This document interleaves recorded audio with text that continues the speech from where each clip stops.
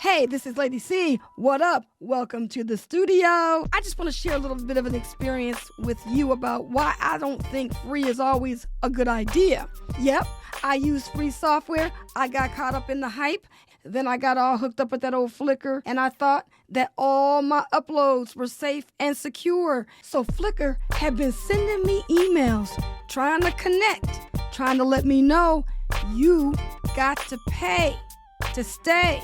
I ignored my emails. I thought they were spam. I was uploading family photos to Flickr. I got distracted with life. A couple years later, I came back. All my pictures were gone. Well, shame on me, because you know free ain't free. They deleted every last single one of my pictures. I went on the internet, did a Google search to find out what the heck was going on, all to find out that, girl, you didn't even upgrade to a pro account. They were trying to email you to let you know they want some money now. We ain't doing this for free.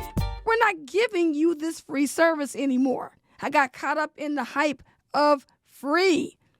Don't do that.